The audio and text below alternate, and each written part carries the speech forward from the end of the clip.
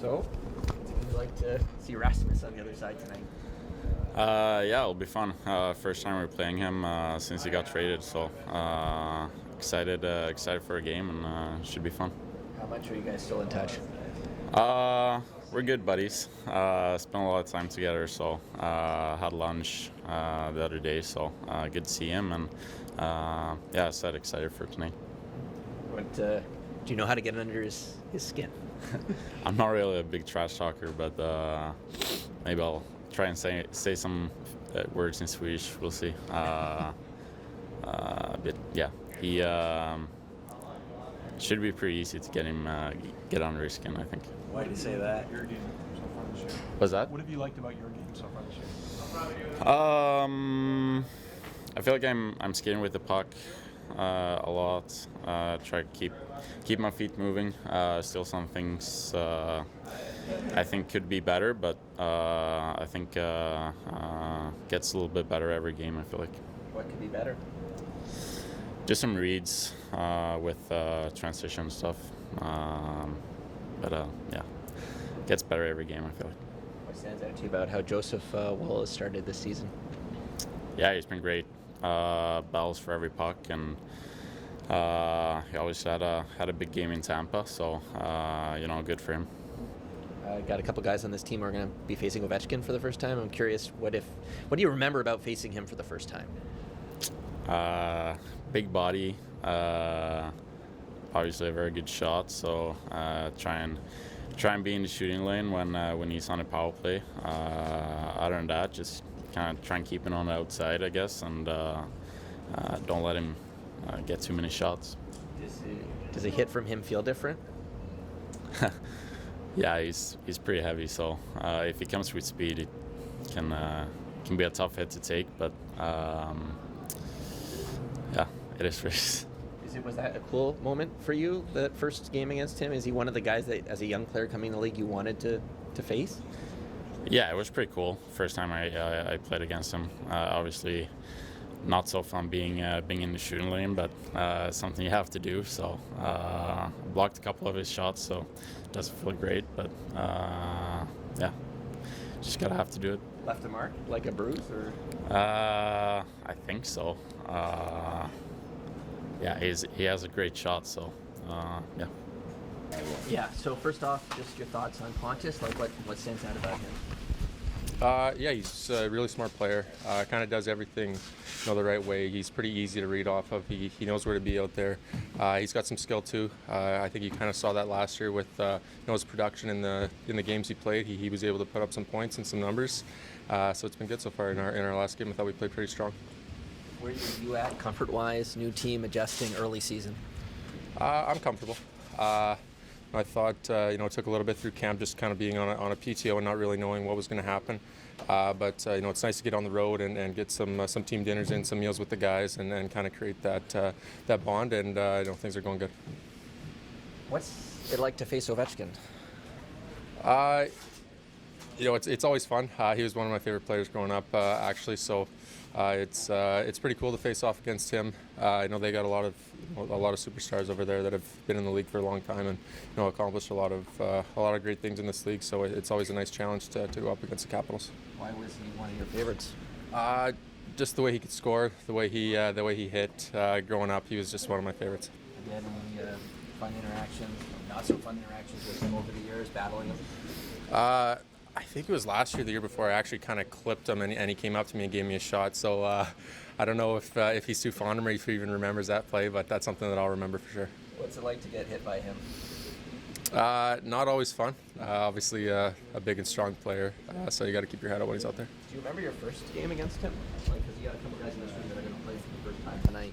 Your goalie, guys. What was it like the first time? Yeah, I do. I think it was actually one of my first probably 10 games I think I faced off against him, so it's still pretty starstruck in the league. There's a few guys like that around that the first time you play him, you're kind of watching him and warm up and watching him the first couple plays, and you don't really want to be too hard on him, but I think that's all gone now. Did you remember anything standing out that you didn't know about him? Like some guys talk about he seems bigger, or just anything that you were kind of surprised with that first time you saw him? His size for sure. He's definitely a lot thicker than people think, and the way he's able to skate at that size is pretty remarkable. So that was probably one of the things I noticed. Did you ever block one of the shots? I don't think so. No, I feel for the D-man that got to come out on his one-timer side. It's a tough job. 6 o'clock start. Anything different in preparing for a game like this? Not really. Everything's kind of just moved back an hour. The team does a good job of keeping everything kind of on the same schedule, just an hour back. 16 games. Like every team's playing tonight. If you were a fan, would this be like? Would it just be like Christmas come early to watch all these games? Yeah, I didn't see that till this morning, and it's kind of some staggered starts. So I think that's that's really good for the league and good for the fans to be able to watch hockey all night. Morning skate question for you. Not often there won't be an extra defenseman around. Like, how does that change the dynamic of what you have to do in the morning there? Not much. No, Okay. It was. We run pretty much the same drills, and if we don't have anyone out there, Dino is a pretty good partner, so he jumps in with me and did some stuff with him today. But yeah, it doesn't change much. Doesn't give you a chance to catch your breath though between reps. I like it though. You get through the skate quicker, so you get off quicker. So there's I think the sweet spot's like 7 or 8 guys out there is nice. What do you remember about your first time facing Ovechkin? Because you got a couple guys in here who are going to play him for the first time. I don't know. It was a while ago. Yeah, it was. No, I think he lit us up pretty good in Calgary there. I do remember him. I think he had a hat trick in Calgary. I don't know if it was the first time I ever played him or whatnot, but yeah, I mean, I don't think there's many teams that can say he hasn't scored many goals against them. So he's just a guy you got to be aware all the time. He can score from anywhere inside the blue, and he's been doing it consistently for such a long time. It's just it's an incredible thing to be a part of and watching over all these years. Nice to play a game against somebody your vintage. Yeah. I think me and him have same amount of gray hairs on our head and our face, so it's nice. Yeah. What's it like to block a shot? You've blocked every shot there is. Yeah, he's got obviously a very unpredictable shot, so you never know where it's going. But thankfully, I've played the left side my whole career, and he's usually shooting it at the on the other side. But yeah, I have been on that side a few times, caught out there, and I think he's just it's unpredictable where it's going to go. He can put it anywhere, and I don't think sometimes he doesn't get enough credit for. I know he's a shot volume guy, but he makes some pretty good plays. Fake shot, pass backdoor plays too that you got to be aware of.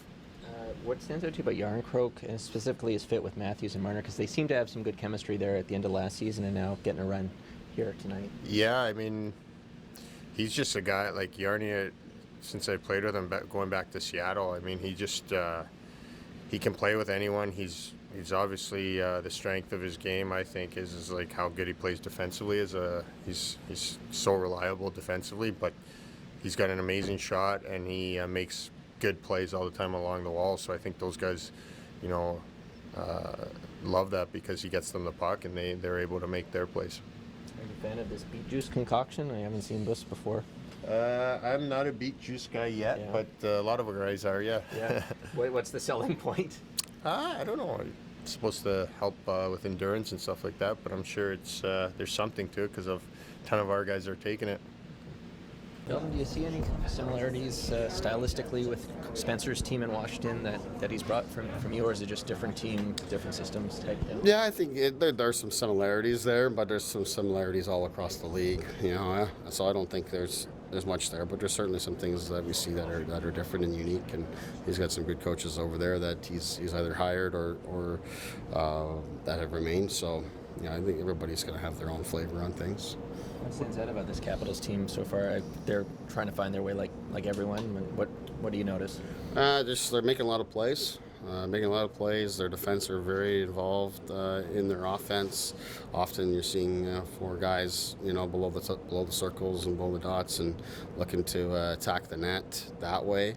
So that stands out. They've got good depth. The lines are, things are pretty spread out throughout the lineup in terms of their forward depth and the experience that they have, and it is a good mix of that. The experience, and then the young players. Some of the young players are coming in that are giving them a lot of push offensively too. So they've been very good in transition here to start the season. while they're trying to find their game. Probably similar to us in a lot of ways. Offensively, they've been one of the top teams in the league in terms of generating chances, but defensively, they've given up a bunch. So we have been similar in that area. So it's going to be sort of a test as two teams to plug one hole and be good in the other. I realize the score affects things, but what would be your target ice time for your fourth line? Like, is there an ideal that you're going for? Yeah, what I talked to them about is, somewhere in that 8 to 12 minute range is where I'd like them to be. It's been a challenge to get there. As you mentioned, the scores have been tight, not always in our favor. We've been playing from behind a fair bit, which has really affected them. But that's where I'd like them to live. 8 is sort of the minimum for me, and like I said, we've been unable to get them there, but. I go into each game with that approach, and it's on me to manage that. But also the games, like I said, when you're trailing, and you're going through games, especially in the second half of games, you got TV timeouts, and you got special teams, and you got all these things. All of a sudden, fourth line's missing shifts. I mean, it's tough living in the fourth for the fourth line when you've got TV timeouts. I don't know how many times a game you have them called up, and then the whistle blows, and they come out and shovel, and by the time they're done, your best players are fresh again. They miss a lot of shifts and a lot of time because of that, but that's just sort of managing the game. Is there something in Yardcrock's game that allows him to fit so well with Matthews and Martin? Is it pace, maybe? Intelligence and work ethic, those two things combined. He has the work ethic to move his feet and move around the ice, and the intelligence to go to the right places. So I would say those are the two things that stand out. And then he has finishing ability as well. So I think that's what makes him a good fit. But the first two that I mentioned, that's what makes him a good fit on any line. Can it be hard for guys to fit in around those two with how they play with the puck? Yeah, it can be, for sure. Not as easy as it would appear, for sure. You gotta know the spots to go. You gotta be able to make a play when it's your turn. You gotta be a part of the sequences, but sometimes you gotta get out of the way too, and that's a good balance, an important balance to have. But like I said, Yarny, because of the intelligence that he has and the pace that he can play with, he's good on any line wherever I need him. Early in the season, you're obviously looking for growth game to game with your team, and I know you're happy with how they played in both Florida games. What are you looking for tonight? Where do you think the growth will be tonight? Or are you kind of? Yeah, well, I think when I look at the Florida games, I look at South Florida. I thought that we played a good game on the defensive side of the puck, gave up very little, didn't generate as much as we'd like. In Tampa, I thought that we generated a lot, but gave up a lot as well still in transition and off the rush in particular. So I'd like to see it, still look for both those areas to come together here for us. And like I said, this team's going to challenge us here again, similar to Tampa, and they're coming on the rush. Their D are going to be very involved, and they've got the skill throughout the lineup. So that's really it for us, is to find that there, keep the focus on us and the things that we can do well, but also make sure that we're tidying up the areas without the puck.